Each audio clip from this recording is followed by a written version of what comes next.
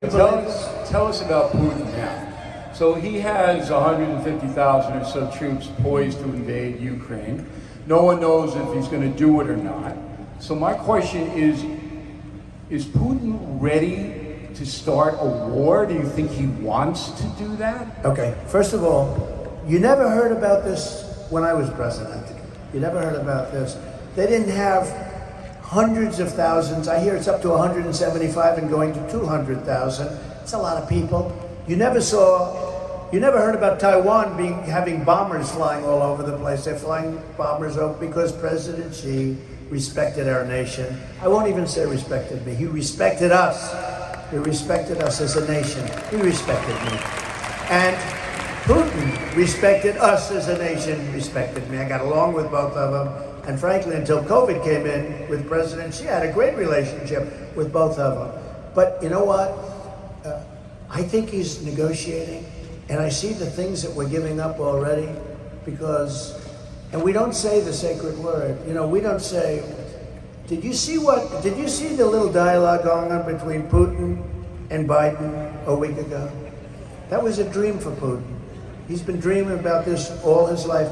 The only thing the Democrats do really well and they're good at is politics and cheating in elections. That's the only thing. They can't run a country. They can't get out of a war. They can't do anything, leaving $85 billion and dead soldiers and hostages behind. The only thing they do well is politics and cheat at elections, and they do that masterfully. I actually said, you know, if they ran the country like they do elections and the kind of thing, we'd have the most successful country. You turn on the evening news, all they talk about now is global warming. All they talk about now is climate change. That's all they talk about. They don't talk about anything else, the environment. You know, at a certain point, maybe that's why their numbers are so low. Maybe the ratings, by the way, since I left, you see CNN has dropped off the board. Nobody's watching it. MSDNC is dead. MSDNC is dead.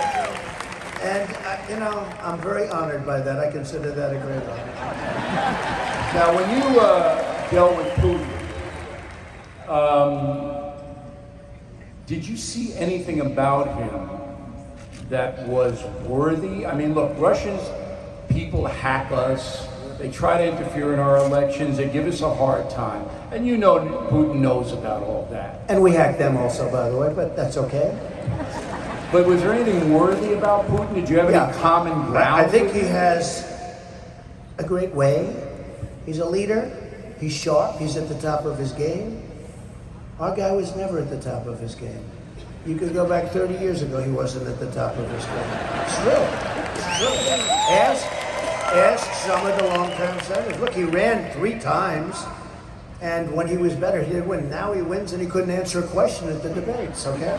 He got killed in the debates. And who killed him the worst? Right? Kamala.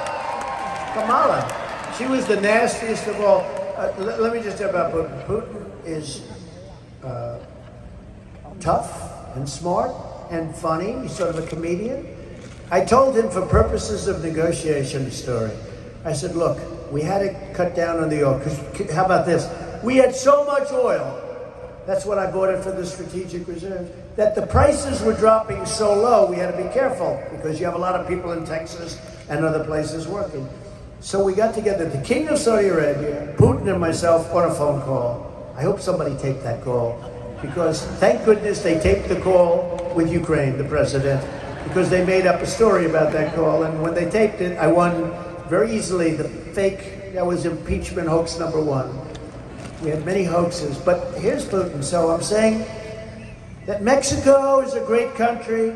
I needed this for negotiation purposes because Mexico, as an oil producer, was involved. I said, you know, it's very interesting. Mexico is a wonderful country, a great country, and we have to do this and this and this and that. I needed it for negotiation. And he stopped me. He said, may I stop you? Yes. If Mexico is such a great country, why are you building a wall? And I said, he's a comedian, you see this? So he's got a sense of humor, he does. But I think what he does is, he loves his country, as does President Xi, as do most of the leaders. I mean, I see they do have a great passion for their country, which is the way it's supposed to be. I have a passion beyond their passion for our country.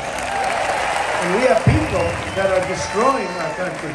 We have people right now that are destroying the United States of America, knowingly or unknowingly. When you mentioned the name Crazy Nancy, it's true. She's crazy as a bedbug. And she's destroying our nation. They are destroying. Look at what happened to San Francisco in such a short period of time. And now she wants to move to Florida. Isn't that terrible? Oh, think of it. She wants to move to Florida. How about Xi? Now, Xi strikes me as humorless, strikes me as a man who could start a war over Taiwan. It's possible. As you pointed out, he didn't saber rattle when you were there very much, but now he is. But Xi strikes me as a dangerous character. Am I wrong? Well, first of all, I did something that no president's done. China has taken advantage of this country for many, many years.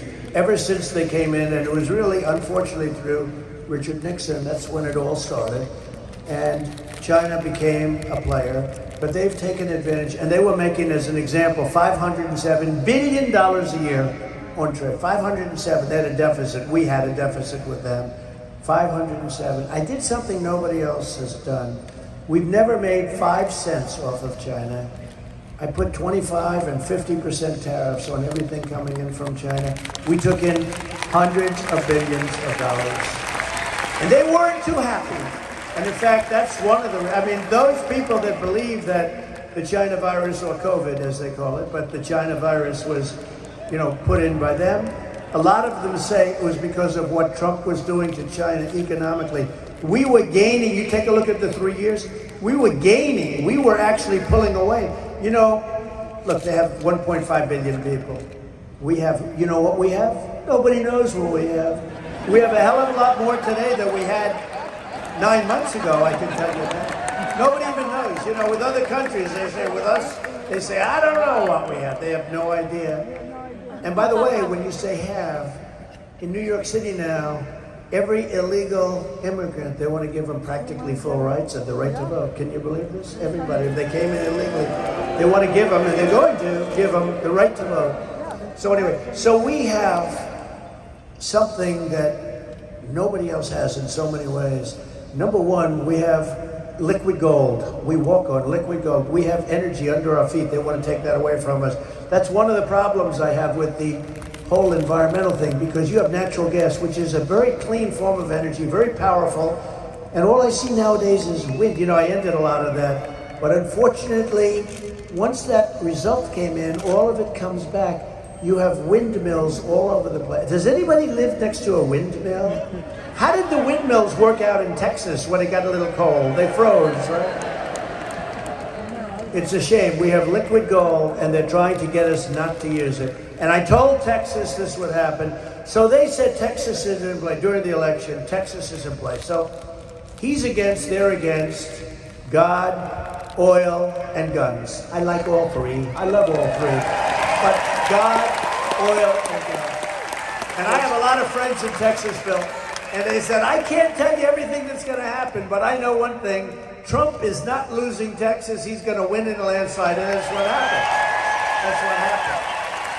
I've got one more question. Because you watched your vote. You did. You watched your vote. I got one more question about Xi, though. It looks to me like he's the most dangerous man in the world right now.